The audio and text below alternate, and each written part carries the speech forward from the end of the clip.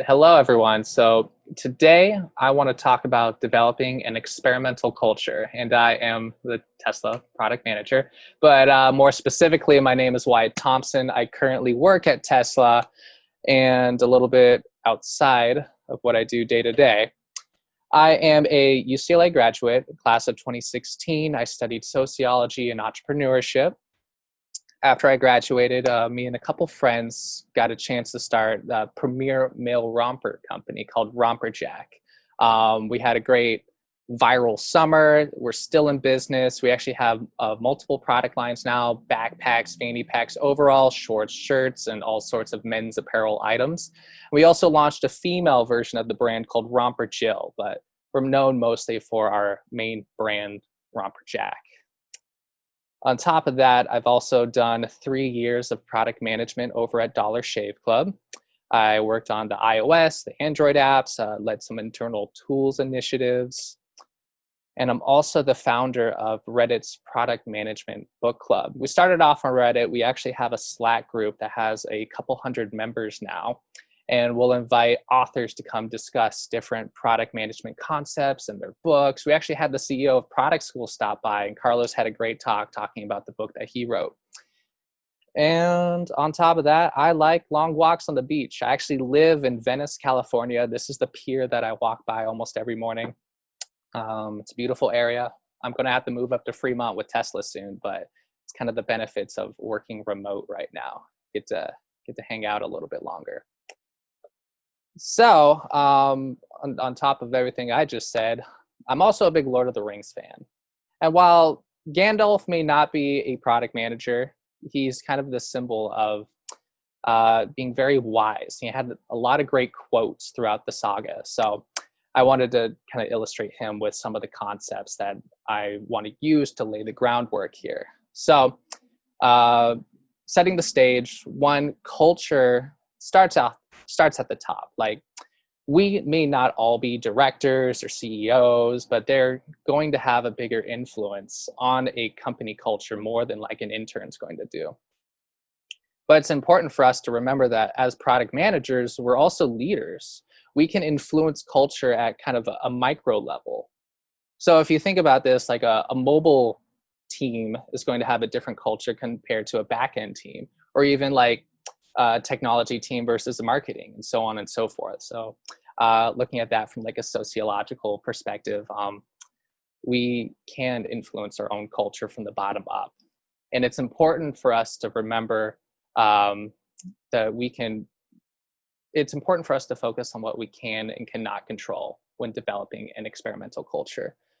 So I've mentioned it a few times, but what is an experimental culture? At a high level, it's just a team that prioritizes time for experiments. I'll hear all sorts of people say that, oh, we're so experimental, we'll do A/B tests. But, when you start looking at what they start shipping, there's not a whole lot of experiments occurring. So it's really making sure that we have the time to prioritize these initiatives. On top of just launching experiments, it's solving problems collectively with our teams. It's not on the product manager's job to be in the solution space all the time. We may own the problem, the customer problem, but it's as a team that we develop the solution. And on top of that, it's important for an experimental product culture to learn from our experiments and kind of evangelize and share what we learned with every other team. And a lot of us know why experiments are good, but just as a reminder, experiments help us. We want to do this because experiments help us build products that customers want. At the end of the day, it also reduces throwaway work on the engineering side, and it allows us to develop a more cohesive work environment. And if you're not sold already, just by doing all these things, at the end of the day, our company is going to make more money. So knowing all this as a product manager, we need to remember that it's our responsibility to help develop an experimental culture. And help illustrate what I'm trying to say is I'll just start with my story. I started my product career over at Dollar Shave Club. and I started leading a lot of the internal tools initiatives. And it's a very intimate development process. If you've ever worked with internal tools, you work with your engineers to solve your coworkers' problems. I might be like stuck ideating around a feature or capability, and I could walk across the office, tap someone on the shoulder, and be like, "Yo, let's go whiteboard." It was really fun. I had a great time doing this, but fast forward 2 years, and there's an opportunity on the iOS and Android side of things. And I saw it as a new challenge to start working on customer-facing initiatives. So super excited. I start getting plugged into all the ceremonies. I go to stand-up, sprint planning, and we start shipping some cool stuff. But I start hearing this idea that there's nothing special about our mobile app. You can do everything in the app that you can do on the website. And the team was like a little demoralized from this aspect. Of course, from a product perspective, there's a lot of value for just having a mobile app. One, your users end up having a higher LTV once they download an app. That's just an industry trend. Two, there's a lot more engagement through the push notification channel when it comes to like product launches, et cetera, et cetera. And three, a lot of people just like having a mobile app experience. I, for one, thought it was easier to order my products, manage my subscription on a mobile app compared to a website. And we have data to suggest that a lot of people think the same. But the team wasn't inspired around the work that they were doing. So I saw this as a problem that needed to be solved. So what I ended up doing was I talked to customers, put a Kano model together, asked people what they liked, what they disliked, what they like to see in future versions of the app. And I noticed for a long time, we've been focusing on the basic and the performance features, but there wasn't a whole lot of delighters to really differentiate the mobile app experience from the website.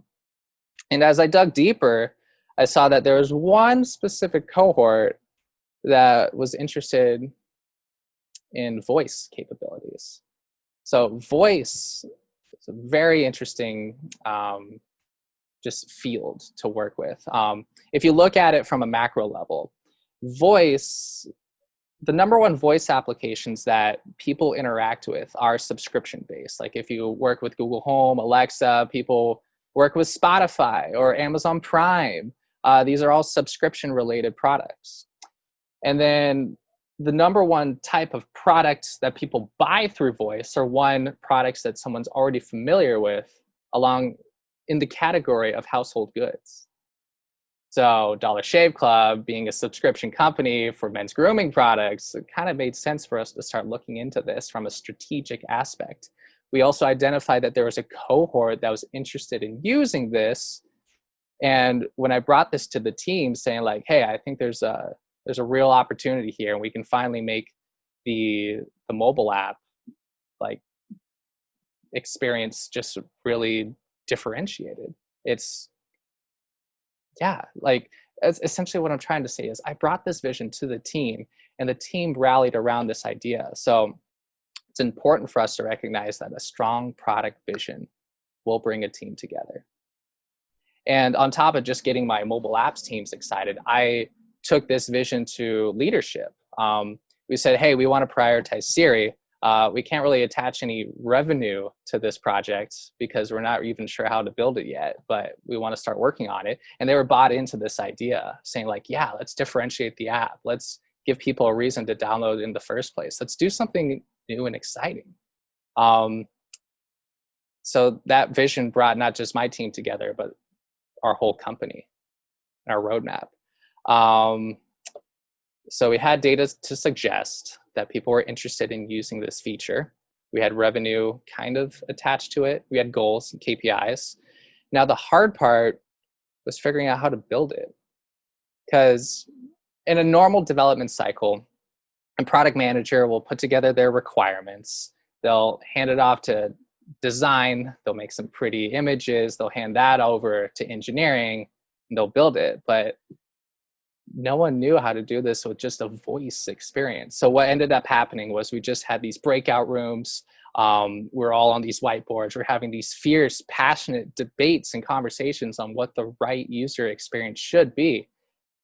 And it was something that I just haven't seen before in any other feature, any other A/B test. And so what I realized here was this method of collaborative ideation and discovery is that this will bring more passion to your projects. And I wish that we could just build and prioritize things based off of passion, but unfortunately, what happened is we still had to meet all of our expectations for the quarter. We still had revenue attached to all sorts of different initiatives. So Siri ended up, being prioritized last. Like, hey, if you get around to it, go do this. And so I was a little defeated, but it was kind of, it is what it is when it comes to priorities for a company. But what I started noticing was that velocity was increasing, and we were shipping code for our projects with less bugs. The passion carried not only through the Siri project, but all of our other initiatives. And that left more time for us to devote to this experimental project. So after some time, we actually got a chance to launch, and we saw fantastic results. Product ads were up, engagement was up. We had a lot of great feedback from our users. And so what I realized is that if you bring the passion to your work, you will get better results, not just from the product perspective, but from the team and organizational perspective. So yeah, user metrics are up. Velocity is up. We're shipping stuff with less bugs. Overall, passion just kind of spreads throughout everything else that we do here. So using this as a powerful example, we iterated and did this a few more times. We started prioritizing some machine learning initiatives. We started doing more A/B tests. And what I started to notice from my micro team, my micro culture that we're developing of experimentation, was that this ideology was also starting to spread to other teams. Now, Dollar Shave Club has done A/B tests. You do a lot of experiments, but I started hearing more of these conversations on the internal tools side, where I used to PM, and we never thought about our projects as experiments before. But what I started to realize was that our stories and our ideologies was being spread to other teams, and we're making this experimental culture from the bottom up. And so that was the story, that it was important for us to tell our story with other teams, because the story will live on. Now, I'm no longer at Dollar Shave Club anymore, but I'm still very close with my engineers. I'll text them, I'll see what's going on. And we still have this experimental mindset of saying like, hey, yeah, the business still wants us to keep looking into these experimental projects, this experimental mindset. So you can even think about this from all of history, like Homer, Iliad, and the Odyssey, like their stories live on. I might not be at Dollar Shave Club, but the initial product vision and that story that we're telling is still there, still succeeding. And so that's basically what I'm trying to say. A good story will live on past any of our experience at a company. So we as product managers can help create an experimental culture from the bottom up by developing a strong product vision behind each of our experiments, collaborating with our teams, and telling our stories.